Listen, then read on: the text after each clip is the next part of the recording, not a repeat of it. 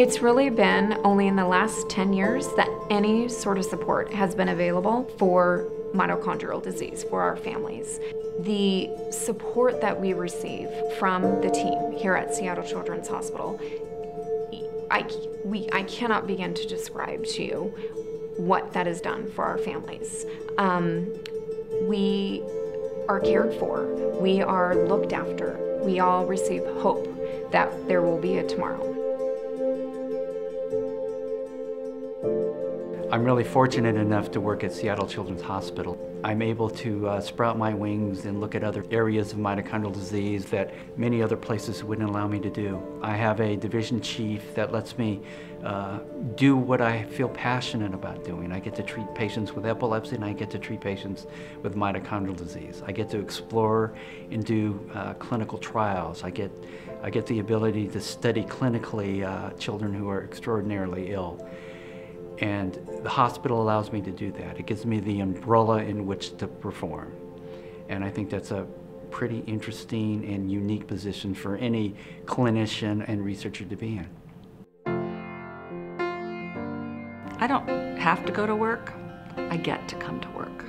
And I get to work with these amazing families. These are some of the most courageous families I've ever met because they are dealing with sometimes unbelievable challenges. And if I can help them at all, then I want to be here and I want to do that. Particularly at this time in my life when I think to some of these moms I look like grandma. I think I bring an experience from 35 plus years of nursing that they look at and they value that. That helps them and it helps me in my role. The Mitochondrial Guild supports my role, and the basic thing I do is to support the families in navigating through the system. Dr. Sinedo and his team have been a lifesaver for our children. We live in Los Altos, California, and we come to Seattle Children because Dr. Sinedo is the best in the field of neurology when it comes to mitochondrial disease. He's been treating our children for the last 5 years, and the day we got here for the very first time was the happiest day of our life because we finally had clarity as to what was going on with our children from a neurological aspect. Unfortunately, the treatments in mitochondrial disease are only symptomatic at best. What we've tried to do is we've tried to optimize the treatment to allow patients to have a better outcome in their usual course of life. We've recruited the best anesthesiologist in the country, Dr. Phil Morgan, for anesthesia. We first met Dr. Morgan when Dr. Sinedo wanted Calvin to come in for a muscle biopsy surgery to diagnose him with mitochondrial disease. Calvin's been brought into Seattle Children's Hospital 6 times since September. He's had 6 very long admissions here at Seattle Children's Hospital. We have come through the ER 6 times in a panic, and 6 times the emergency department has worked very hard to stabilize him. Calvin has a history. He does not do well going under anesthesia.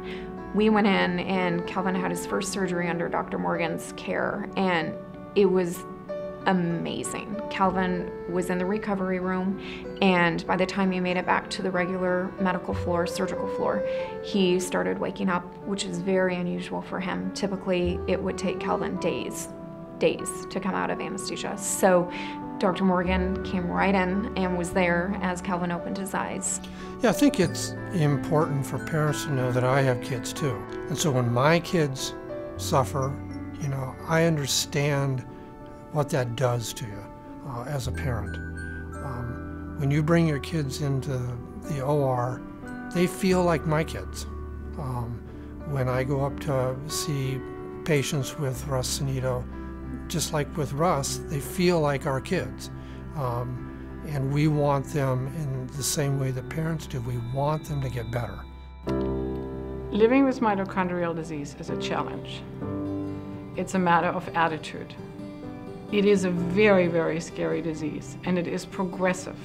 It can change from one day to the next. Max can be well one day, and she can be in the ER the next. There is no notice. The body shuts down, it runs out of energy, and she goes into organ failure. We've been there multiple times. However, We've always recovered from it, and we will continue to recover from it. We always have to believe that there is something at the end of the tunnel that will help us, fight mitochondrial disease. We just have to continue fighting the disease. We can never give up. I think some of the deepest moments in any physician's life is when he's done his or her best and it's not quite come up to speed, and the child keeps progressing and the child passes away. I think we're taught in medical school that we're supposed to be healers, and when we can't heal, that is an abrupt hit on our egos. It pushes us to make ourselves feel like we're failures, because that's not what we're supposed to be doing. And I think in the end, though, it makes us real, it makes us compassionate. We don't have all the answers. But when we lose a child, we seek to find more answers. And I think that's the silver part of the black cloud that we all dance around in terrible, terrible disorders like mitochondrial disease. We get close to those families. You get close to the parents. You get close to those children. You know their siblings. You know their aunts and uncles sometimes. And you know their school teachers. And then if a child doesn't make it, the pain of losing that child becomes almost personal. Academically, it shouldn't be personal, but in your heart it feels personal.